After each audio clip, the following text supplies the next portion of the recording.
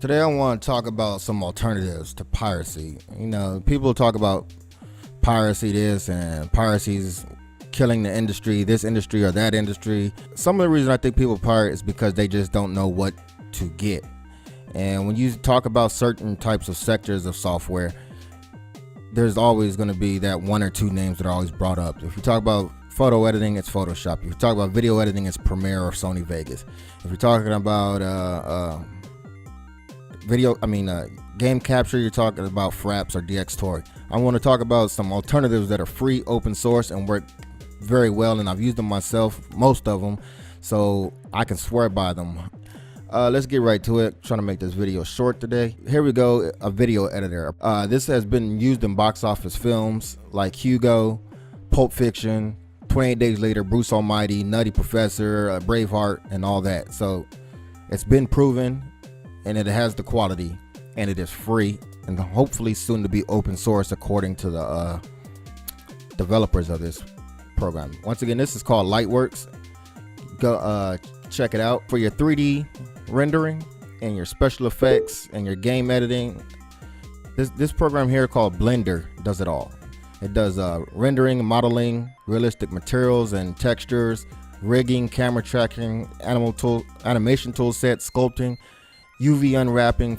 It has a full compositor, so you can, make yourself look like you're in a spaceship or in outer space or whatever you want to do.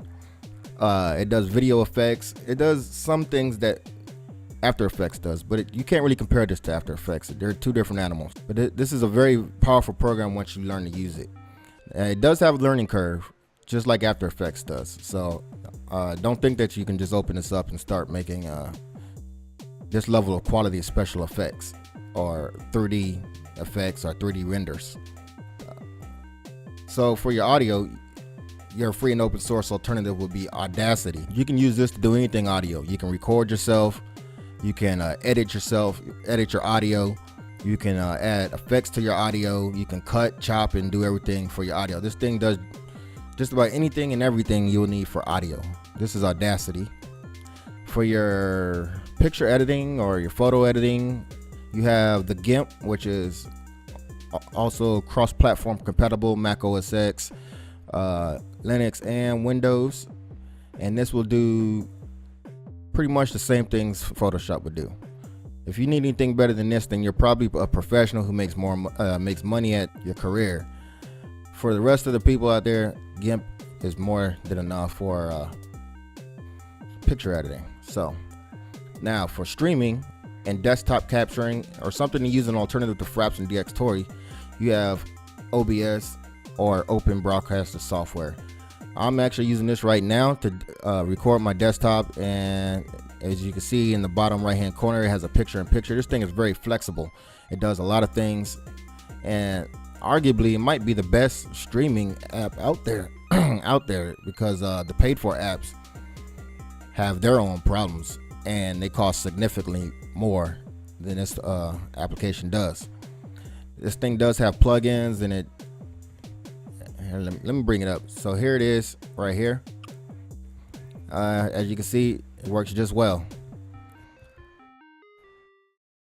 So for the people out there who want to do a little bit more, you have Inkscape, which is a vector drawing program.